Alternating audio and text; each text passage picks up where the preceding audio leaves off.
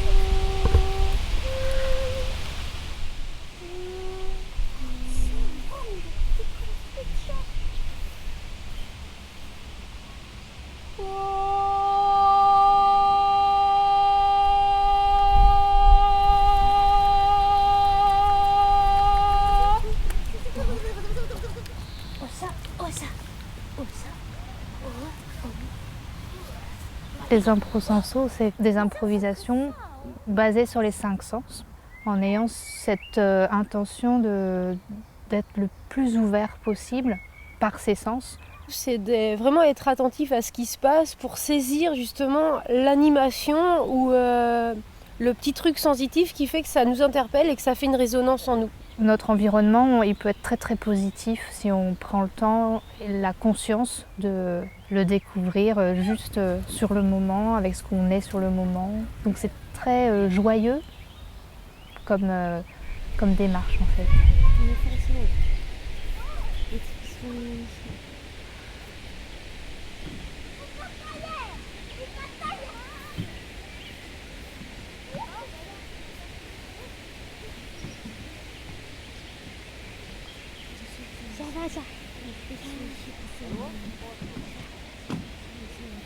L'animalité, ça va être ce côté sans jugement, sans pensée intellectualisante. Il n'y a aucune, il n'y a pas de préjugés, tout est possible, tout est ouvert, on accepte tout et tout nous fait quelque chose et on a envie de tout transmettre parce que tout est positif pour nous. La moindre sensation, on a envie de la partager.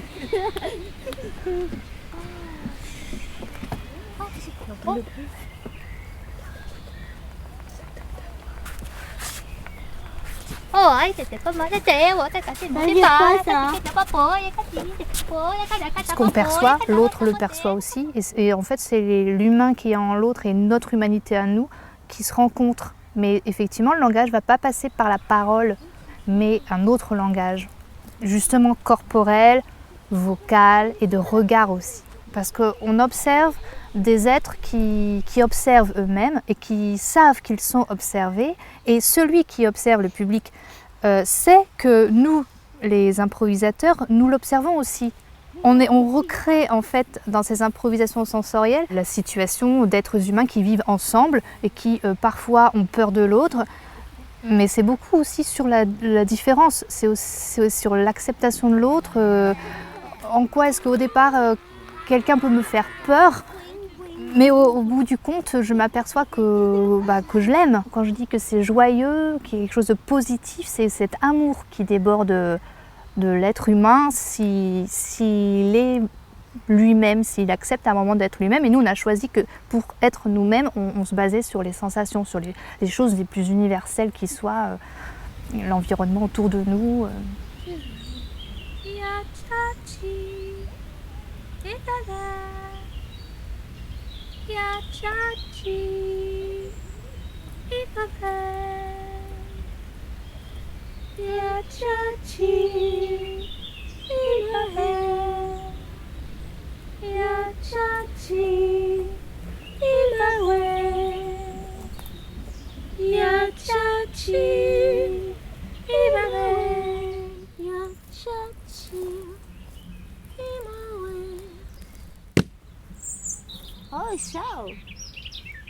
Nos personnages viennent du même monde, du coup l'autre c'est ce qui nous rassure.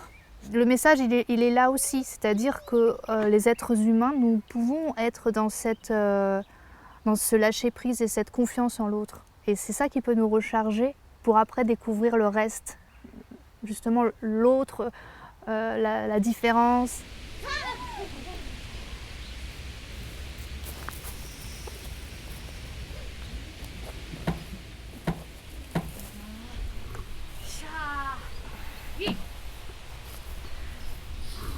On demande au public aussi d'avoir la patience que nous avons. C'est-à-dire nous, on est patient avec l'environnement pour le découvrir. Et le public, s'il est patient, il est récompensé un peu. C'est un peu ça aussi. Les histoires se créent, elles meurent, elles renaissent ailleurs différemment.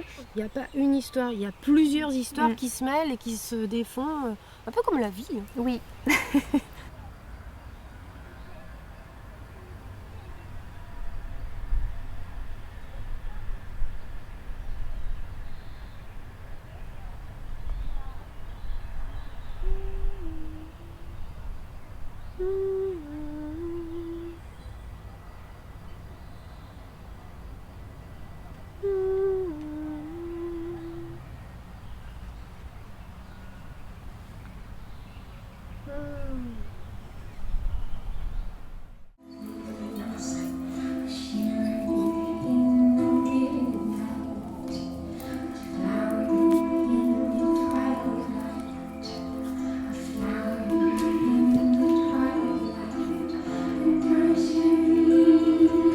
Je suis arrivée plutôt avec l'idée de transmettre une autre idée de la danse en fait.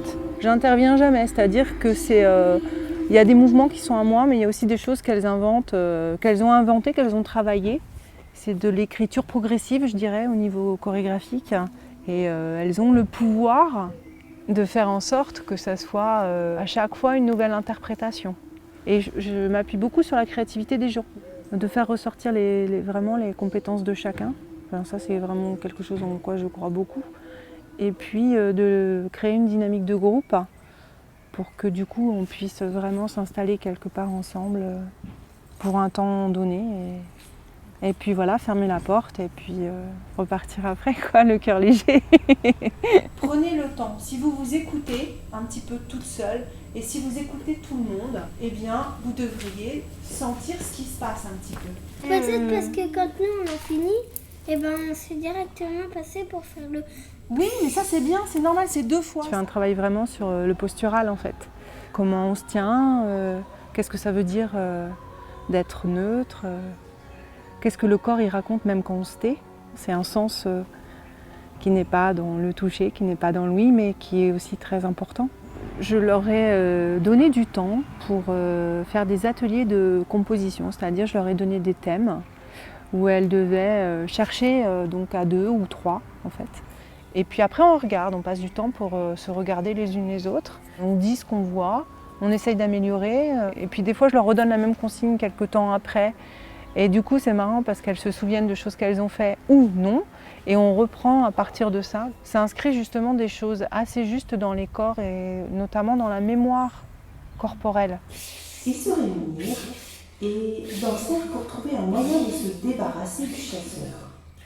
Ils décidèrent de le piéger pour qu'il tombe dans le lac.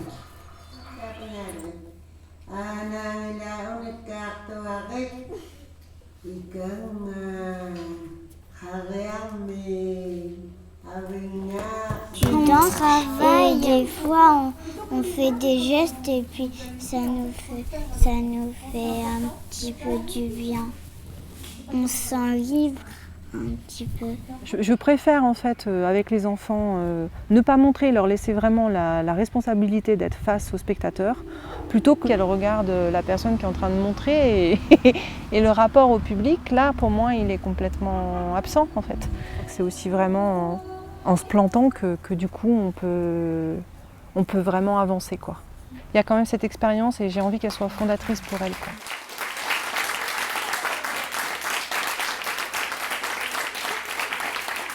On était agréablement surprise et puis ce qu'on aime bien c'est toute la partie improvisation surtout. Et je sais qu'Adenor me dit, quand elle a amené quelque chose, elle m'a parlé d'un mouvement qu'elle avait apporté au spectacle et on sent que c'est de la création aussi, enfin tout est basé à partir de l'enfant.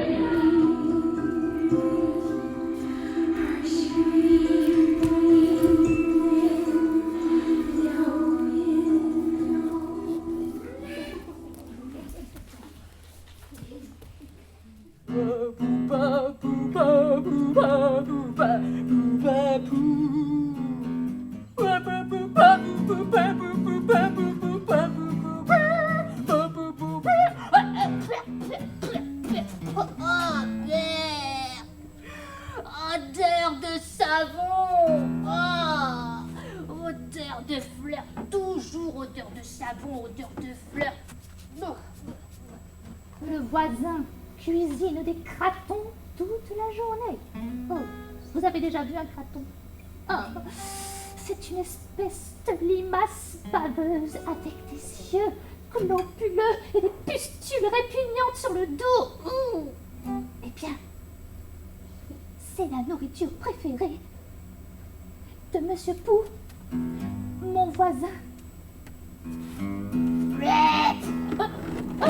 Philaminte et Monsieur Pou, c'est deux voisins qui ne se supportent pas l'un l'autre alors qu'ils ne se connaissent pas.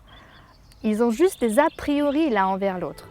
Et ça, c'est quelque chose que une fée, un personnage lunaire comme ça qui observe la scène, ne supporte pas, parce qu'il y a un grand gâchis quand on voit ça. Cette fée décide d'intervertir la place des châteaux. Et elle sait très bien que chaque personnage ne va pas oser aller parler à l'autre et va être obligé d'aller vivre dans le château de l'autre. Donc de s'imprégner de justement ses couleurs, ce qu'il cuisine, ce qu'il lit, découvrir ses hobbies, découvrir tout un environnement sensoriel de l'autre et s'y adapter.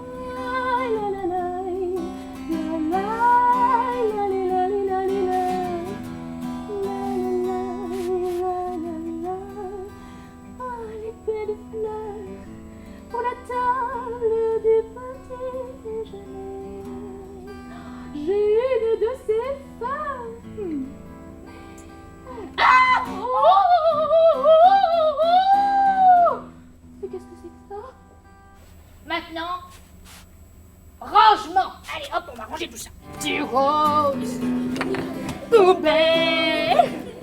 Poubelle. Ça peut servir. Du rose. Toujours du rose. Bien que ce soit des marionnettes qui jouent, il y a une ambiance avec la musique, avec le chant et les personnages. Tout ça forme comme une comédie musicale. Et la guitare folk contraste avec justement l'univers très velouté, très rose et lisse de Philaminte. Mais qu'est-ce que c'est que ça? Qu'est-ce que j'ai sur la tête? Ah, ça colle, c'est horrible. Ça ne peut pas durer comme ça. J'ai rajouté peut-être plus d'ambiance, plus de sentiments dans la musique, plus une musique de fond, comme dans un film. Et en même temps, je fais aussi la lumière, le jour, la nuit. Bien baisser les lumières au moment du théâtre d'ombre. D'un seul coup, la vision se rétrécit. Vous voulez m'inviter à prendre la soupe aux cratons? Ouais. Ah, avec les cratons qu'il y avait dans ma baignoire? Ouais. Mais vous savez, moi, les cratons... Ah, faut goûter. C'est vraiment un spectacle sur la différence, donc c'est important qu'il y ait cette notion de contraste, de ce qui est caché, donc l'ombre et la lumière, ce qui est caché chez l'autre, ce qu'on découvre, sur quoi on met la lumière. Bon, c'est prêt. Oh là là là là là là là là. Allez, allez, allez. Oh, bon. Oh. Mais, Monsieur Pou. Quoi? Mais c'est presque bon. Bah, c'est la soupe au craton. C'est un spectacle sensoriel. Je fais tout un tas de bruitages aussi. Et puis aussi les odeurs. je balance des odeurs. Les odeurs de rose, au départ, quand Monsieur Pou se plaint que ça sent la rose, c'est insupportable, voilà, je balance des odeurs de rose. Et à un moment donné, quand on a la soupe au craton, faut savoir un petit peu qu'est-ce que ça sent cette soupe. Nous, on est vraiment dans ce côté vivant, sensoriel, sur le moment, l'ici et maintenant. Il se passe quelque chose et cette chose, l'éphémère, on va l'attraper et s'en saisir et en faire quelque chose d'unique en fait. Et pour nous, c'est important que le public sente ça.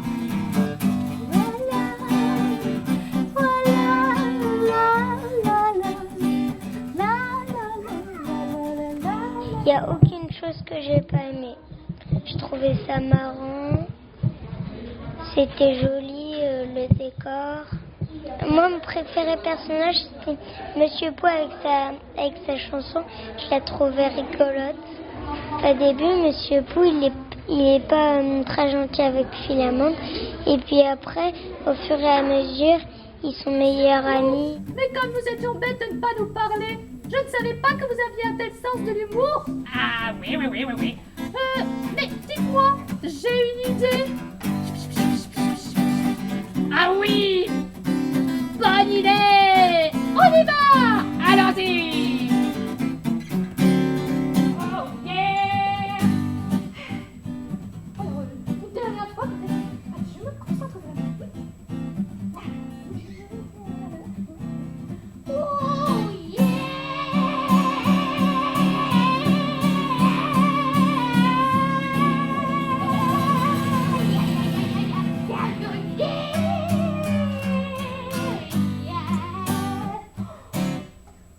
Bravo.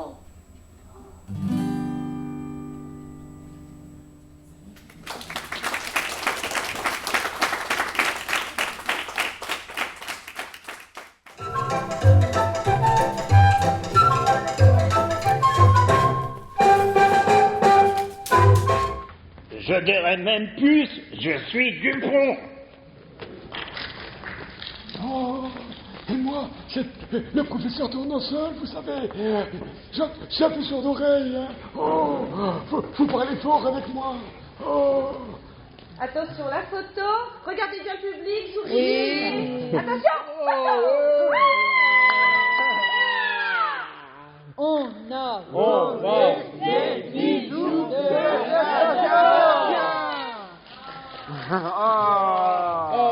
On a créé cet atelier pour accueillir tous les publics, c'est-à-dire que cet atelier accueille des personnes en situation de handicap ou non.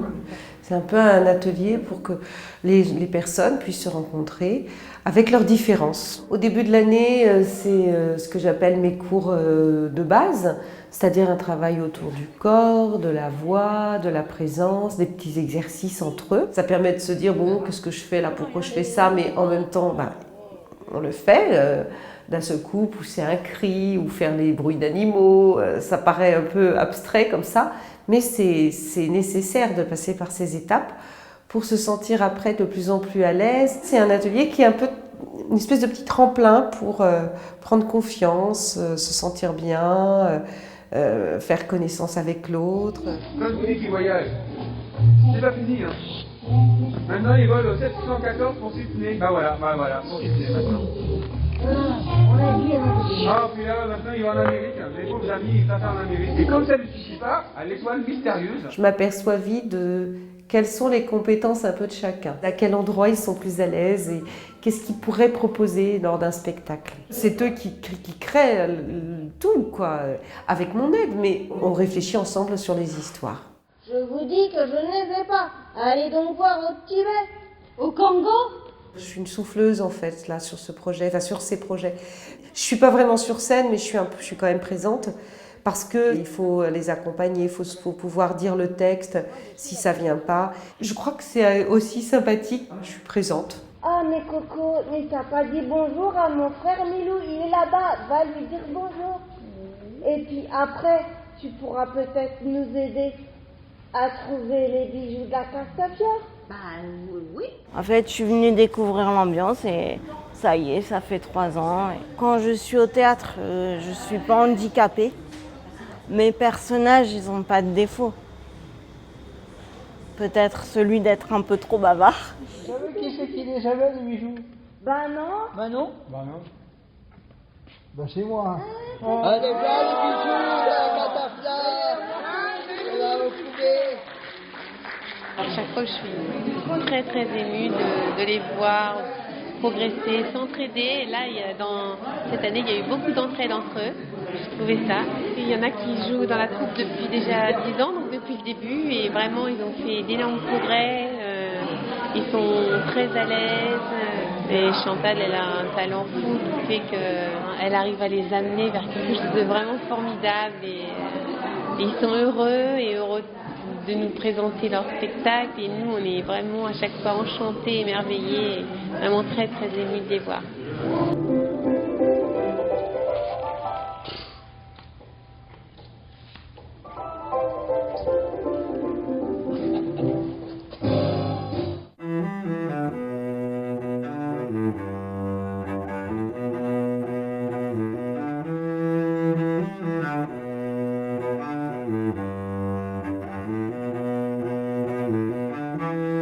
Petit dragon d'or, ami aux écailles, messager sans faille vers les dragons si forts. Tu es beau du ciel, délivre ton message, attire d'elle, fais briller ton courage. Savez-vous que les abeilles de tous les pays se racontent les histoires du monde entier et qu'il ne tient qu'à nous d'en faire notre miel? Grâce au conte, je peux transmettre des messages de manière directe. Je vais emmener le spectateur dans un univers dans lequel il n'est pas sur le moment. Là, on va vraiment partir dans l'imaginaire et je vais rebondir sur ce qui se passe aussi dans l'ici et maintenant. Ça me plaît, ce mélange de choses très directes et d'emmener les gens vraiment ailleurs et en même temps en eux, réfléchir à certaines notions, mine de rien, qui sont transmises dans le conte et qui, moi, me tiennent à cœur de transmettre. Pourquoi ce tigre était dans cette cage? Eh bien parce qu'il avait mangé beaucoup de moutons et les villageois avaient décidé de l'attraper et de le vendre à un cirque. Voilà que passe dans le village un brahman. Un brahman, eh bien c'est un vieux monsieur. Frère brahman, j'ai si soif, vois-tu? Pourrais-tu m'ouvrir la cage un instant pour que j'aille boire de l'eau juste là? Et ouvre la cage. Alors le tigre commence à sauter sur le brahman. Qu'est-ce que tu fais? Tu veux me manger alors que je t'ai ouvert la cage? Ce n'est pas juste. J'ai faim. Chaque personnage en fait est représenté. Moi, j'aime bien utiliser le théâtre pour ça, donc transformer la voix, partir dans des chants aussi en fonction de ce que m'évoque chaque personnage. Et j'aime bien qu'il y ait toujours des éléments de surprise. Et dans ce marécage, dans le